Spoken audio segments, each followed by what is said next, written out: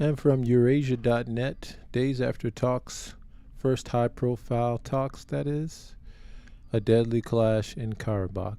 5 were killed in the shootout, which occurred 4 days after the most public meeting yet between Azerbaijani and Karabakhi Armenian representatives. A shooting incident in Nagorno-Karabakh on March 5th left 3 Karabakhi Armenian police officers and 2 Azerbaijani soldiers dead.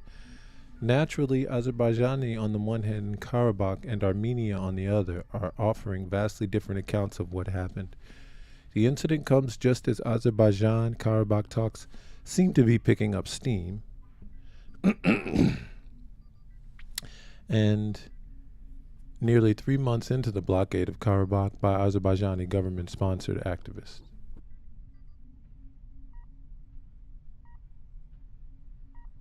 Those activists are camped out near the town of Shusha on the road that forms the Lachen corridor, Karabakh's only lifeline to Armenia and the outside world. The Azerbaijani Defense Ministry's account of the incident suggested that Armenian vehicles were attempting to bypass the blockade, which Baku denies is a blockade, in order to transport military equipment, ammunition, and personnel from Armenia to Karabakh. Azerbaijani army units had attempted to stop and inspect some such vehicles which had been using the Khankendi-Khalfali-Turssu dirt road, it said. Khankendi is the Azerbaijani name for Stepanakert, the administrative center of Nagorno-Karabakh. The opposing side opened fire, and there were casualties and injuries from both sides as a result of the firefight, it added. Hold on, the opposing side? Is the opposing side the Azerbaijani side, or is the opposing side the Armenian side?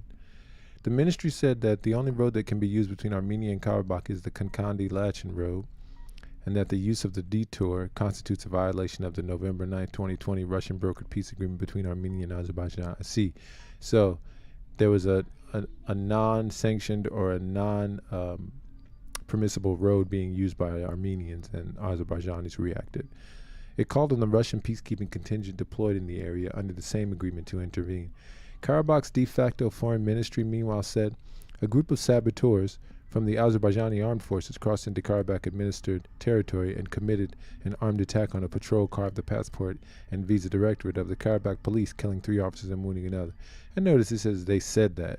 That means that's not necessarily what happened, you know. A reporter would report what happened, not what was said to have happened, right? Well, I mean, you could report both, but you would have to designate that something was said and not necessarily the occurrence itself, which is what this person did, which is,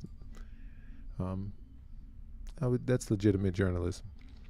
This incursion represents a violation of the trilateral agreement, it said. Armenia's foreign ministry supported that version, adding that the political vehicle that was attacked was on its way from Stepanakert to villages inside Nagorno-Karabakh, and that there was nothing in it besides documents and a service pistol. It dismissed as absurd Baku's accusation of personnel and weapons being transported from Armenia to Karabakh. Azerbaijan has long made such claims, including that Armenian and Karabakhi forces have continued to lay mines since the 2020 war that ended in Azerbaijan's victory. The International Court of Justice, the top court of the United Nations, ruled on February 23rd that Azerbaijan should ensure movement on the blockaded Lachen corridor. In its ruling, it rejected Azerbaijan's request that the court demand new measures related to allegations that Armenian forces are continuing to plant landmines on Azerbaijani territory.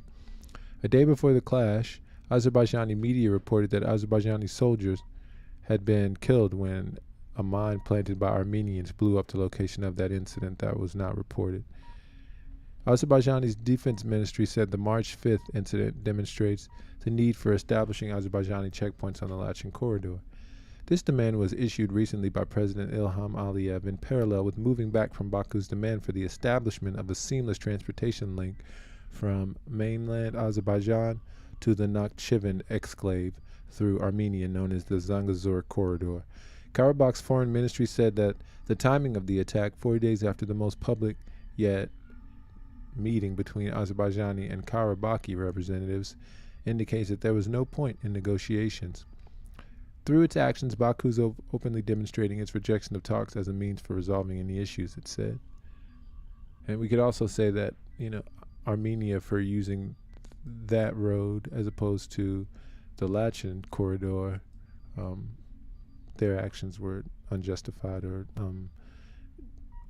a sign that negotiations were not working as well. Almayadeen.net. Armenia accuses Baku of terrorism after shootout, which claimed 3 lives. In a statement published on Sunday, the Armenian Foreign Ministry described Azerbaijan's actions as terrorism following a shootout in the Nagorno-Karabakh region, which claimed the lives of 3 Armenian police officers. Early today, a shootout broke out between the security forces of both countries. Azerbaijan's foreign ministry said that the shootout occurred when soldiers went to inspect vehicles that were suspected of transporting arms along an auxiliary dirt road, adding that several people were killed from both sides, but did not specify the exact number of losses. On March 5th, a unit of the Azerbaijani army was deployed to an area around the Khankendi-Khalfali-Turssu country road to check reports that the Armenian army is transporting weapons, munitions, and manpower. During the attempt to check a vehicle, the other side opened fire. The Azerbaijani army sustained losses with several soldiers killed and wounded. So this one says the other side opened fire while they were checking the vehicle, so it makes it seem as though the Armenians opened fire here. The attacks were repelled by retaliatory fire, Azerbaijani's foreign ministry said. Yeah, so Azerbaijan says the Armenians fired first. Such acts of aggression and provocations demonstrate that Armenia has not dropped its occupational policy toward Azerbaijan, that Yerevan's ideas about the peaceful agenda is nothing but hypocrisy. Armenia is not interested in establishing peace and security in the region, it added. Armenia, on the other hand, said that the shootout was a staged provocation and that Baku fabricated false information on Yerevan's alleged transfer of weapons to the conflict zone. The official version of events put forward by Azerbaijan is absurd. They've not presented and cannot present any fact and justification supporting that version, quote unquote.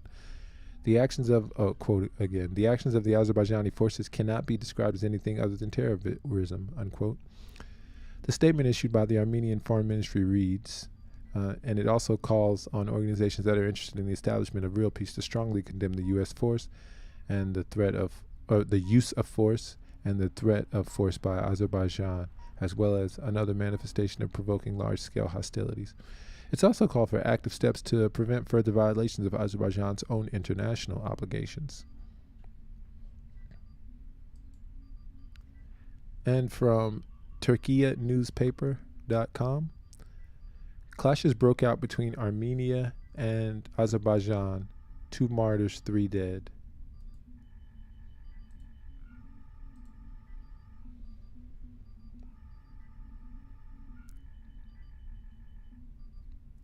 Tensions arose again between Azerbaijan and Armenia. The Armenians, who made illegal military shipments to the lands under the control of the Russian peacekeepers in Karabakh, clashed with the Azerbaijani soldiers. In the statement made by the Ministry of Defense of Azerbaijan, it was reported that 2 soldiers were martyred. The second Nagorno-Karabakh between Azerbaijan and Armenia, which took place in 2020 and lasted 44 days. The Nagorno-Karabakh war ended in ceasefire brokered by Russia. However, the tension between the 2 countries escalates from time to time. So did it today. Armenians wearing weapons transformed from Azerbaijani army. The Ministry of Defense for Azerbaijan announced that 2 soldiers from the Azerbaijan army were martyred as a result of the fire opened by the Armenian forces in Karabakh. In the statement made by the ministry, the following was noted. Information was received that the military equipment, ammunition, and personnel were transported from Armenia to the territories of Azerbaijan, where Russian elements are temporarily deployed and where the Armenian population lives using the Khankendi-Khalfali-Turssu road. Our soldiers then took action. In the morning hours, the suspect vehicle was requested to be stopped for control purposes, but the occupants of the vehicle opened fire. As a result of the provocation of the illegal Armenian forces in Karabakh, soldiers named Shahryar Alibeyli and Eskin Husseinov were martyred. There were reports that 3 Armenian police officers died in the clash as well. And remember, your engagement by way of a like, share, and or subscribe will propel us at warp speed towards the continuation of our mission to truthfully go where no news will have been going before.